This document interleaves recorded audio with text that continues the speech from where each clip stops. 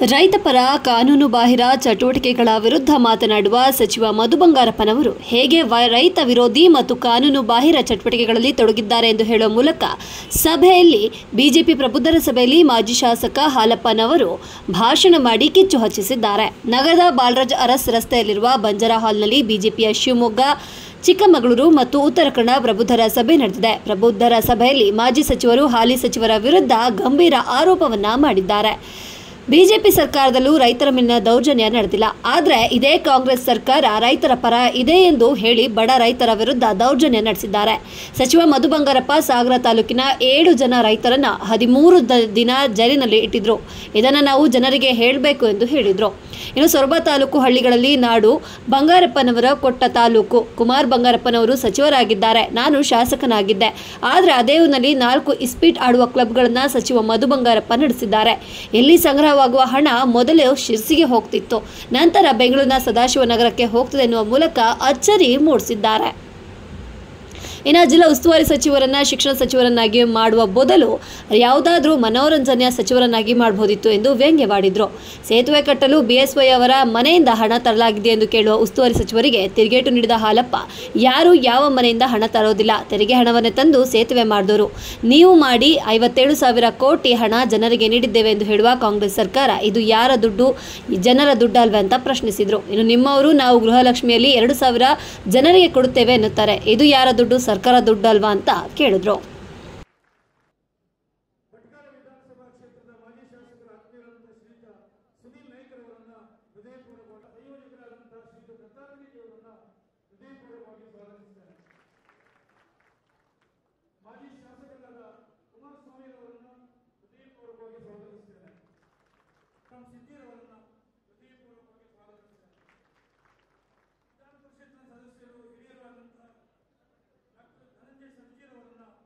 ಸಾಧನೆಯನ್ನು ಮಾಡಲಿ ಅಂತೇಳಿ ಹಾರೈಸೋಣ.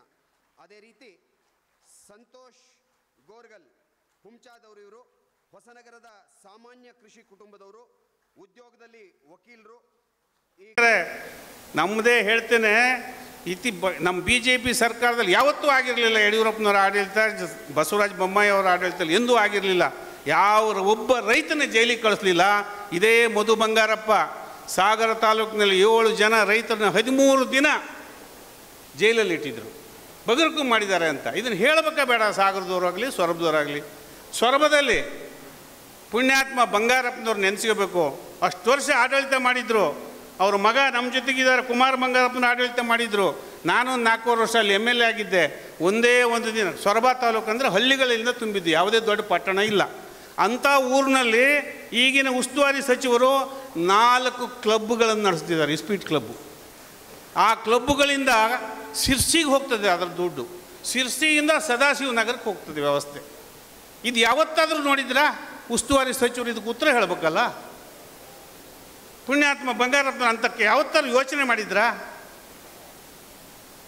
ಇದು ಅದು ಬಿಟ್ಕೊಂಡು ಏನೇನೋ ಹೇಳ್ತಾರೆ.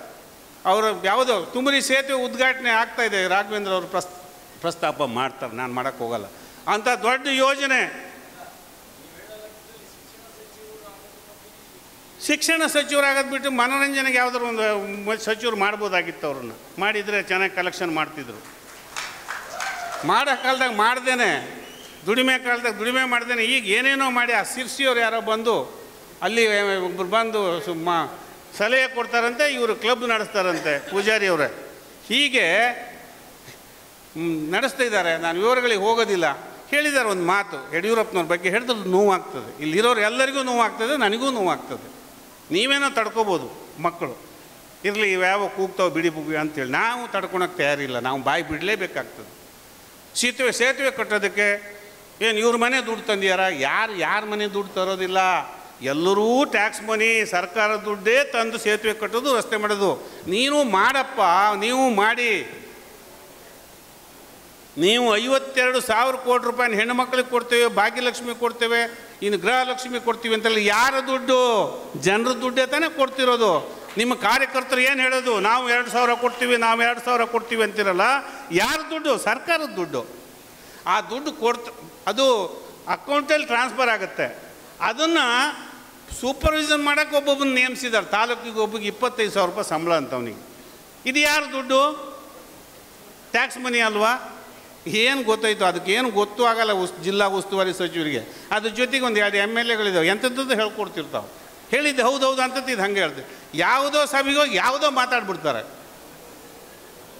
ಇರಲಿ ಅದೊಂದು ಕಡೆ. ಇಷ್ಟನ್ನು ಹೇಳಿ, ನಾವು ಈ ದೌರ್ಬಲ್ಯಗಳನ್ನು ಸೊರಬದಲ್ಲಾಗಲಿ ಸಾಗರದಲ್ಲಾಗಲಿ ಆಯಾ ಕ್ಷೇತ್ರದ ಹೇಳದೇ ಇದ್ದರೆ, ನಮ್ಮ ಶೃಂಗೇರಿಯಲ್ಲಿ ರೈತರಿಗೆ ಫಾರೆಸ್ಟ್ ಇಲಾಖೆ ಕೊಡಬಾರ್ದು ತೊಂದರೆ ಕೊಟ್ಟಿದ್ದನ್ನು ನೋಡಿದ್ದೀನಪ್ಪ. ಅದನ್ನು ಮಾತಾಡ್ಬೇಕಲ್ಲ ಕಾರ್ಯಕರ್ತರು, ಮುಖಂಡರು. ನಾವು ಯಾರಿಗೂ ಜೈಲಿಗೆ ಕಳಿಸ್ಲಿಲ್ಲ, ನೀವು ಕಳಿಸಿದ್ದೀರಿ ನೋಡಿ ಅಂತ ಹೇಳ್ಬೇಕಲ್ಲ, ರೈತರ ರಕ್ಷಣೆ ಕೊಡಬೇಕಲ್ಲ. ಈ ಕೆಲಸವನ್ನು ಮಾಡಬೇಕು. ತಾವು ಮಾತಾಡೋದನ್ನು ಪ್ರಾರಂಭ ಮಾಡಬೇಕು ಅಂತ ವಿನಂತಿ ಮಾಡಿ, ಸಮಯ ಹೆಚ್ಚಾಗಿದೆ ನಾನು ಹೇಳ್ತಾ ತಮ್ಮೆಲ್ಲರಿಗೂ ನನ್ನ ಮಾತು ಮುಗಿಸ್ತೇನೆ. ನಮಸ್ಕಾರಗಳು.